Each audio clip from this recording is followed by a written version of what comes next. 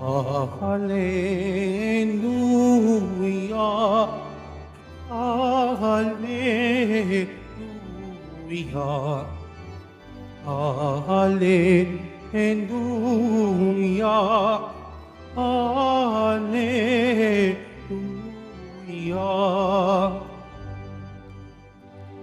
Dapat kayong magliwanag ng kabutiha'y mahayag at Diyos ang siyang mataniyag.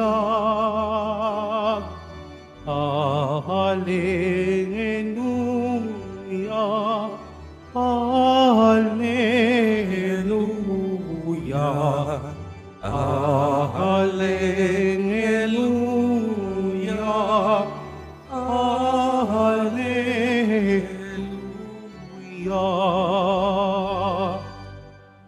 Sumainyo ang Panginoon. At sumaiyo rin. Ang mabuting balita ng Panginoon ayon kay San Mateo.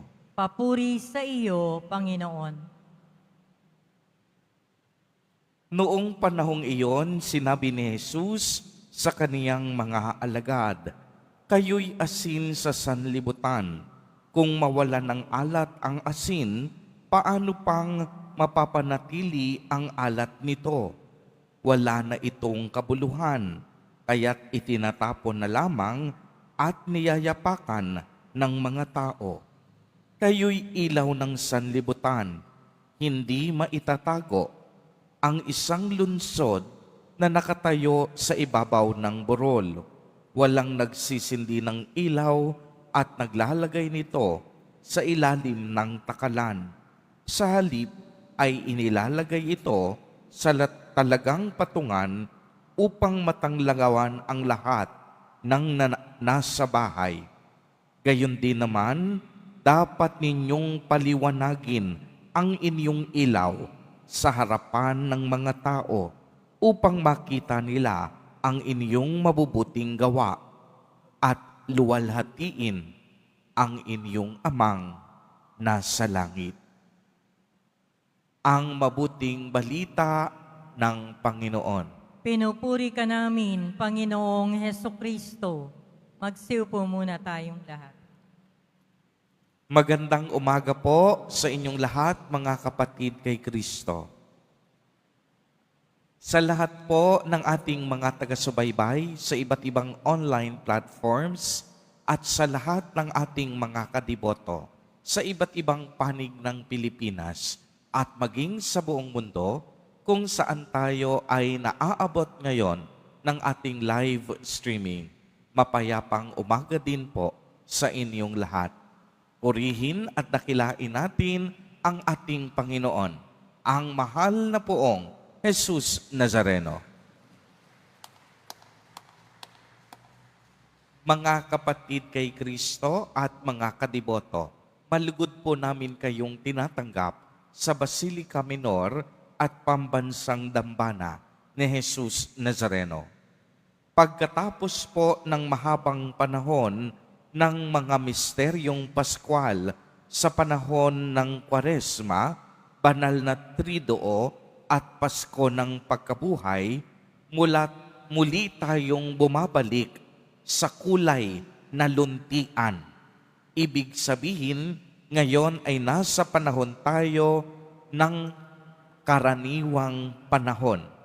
Ito ay isa sa pinakamahabang panahon sa liturhiya ng ating simbahan dahil ito ay matatapos mga bandang dulo ng Nobyembre. Bagamat ito ay karaniwan dahil sa pag-alaala sa mga misteryong o ministeryong pampubliko ng ating Panginoon, ito naman ay nagpapakita sa ekstraordinaryong pag-ibig ng Diyos na nagpahayag ng kaniyang presensya sa pamamagitan ng kaniyang anak, si Jesus Nazareno, na nangaral ng mabuting balita at gumawa ng mga kababalaghan. Kaya nga't kung inyong mapapansin sa ating ebanghelyo ay gumamit na muli si Jesus Nazareno ng Talinhaga at sa buong panahon ng karaniwang panahon, marami kayong maririnig na talinhaga mula kay Jesus Nazareno. Ano po ba ang ating pagkakaunawa sa mga talinhaga? Ang talinhaga po ay sinasabing isang panlupang kwento na may makalangit na kahulugan. Uulitin ko po, ang mga talinhaga ay sinasabing mga panlupang kwento na may makalangit na kahulugan. Madalas gumagamit si Jesus ng talinhaga bilang kasangkapan sa pagpapahayag ng isang malalim at makalangit na katotohanan. Ang mga kwento ay mas madaling matandaan. Ang mga tauhan o karakter mas madaling makilala. Hitig at mayaman sa kahulugan ang mga talinhaga. Kaya nga ang talinhaga rin ang karaniwang ginagamit ng mga Hudyo sa pagtuturo.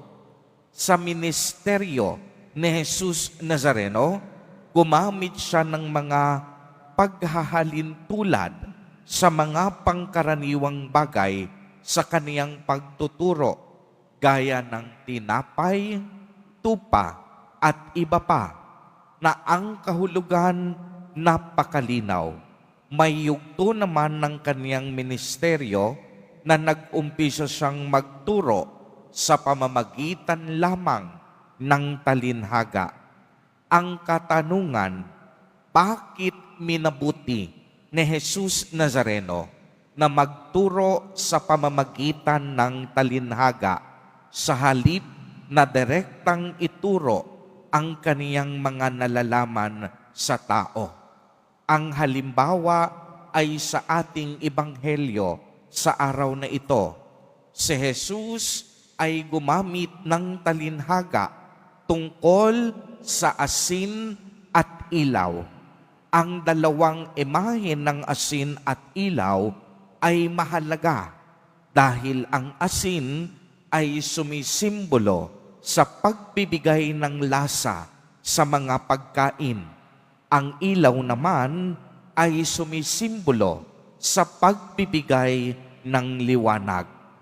Asin, lasa, ilaw, liwanag. Kaya nga si Jesus Nazareno gumagamit ng talinhaga upang ang mga taong nakikinig mas lalong mag-isip at magnilay ng kaniyang salita. Pagmasdan ninyong mabuti, kung walang lasa ang pagkain, hindi masarap nguyain. Kung walang liwanag, mahirap kumilos at gumalaw. Kaya ang dalawang ito ay tumutukoy din sa gawaing misyon ng mga alagad. Isang katotohanan na nararanasan ng mga tao sa sanlibutan.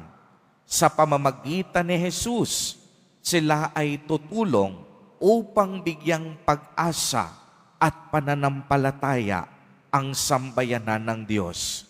Kung ang asin ay nagpapalasa, tayo rin dapat tumulong sa mga gawaing simbahan upang magkaroon ng kabuluhan ang ating paglilingkod. Kung ang ilaw ay liwanag, dapat tayo rin magsilbing liwanag sa nawawalan ng pag-asa at naliligaw ng landas.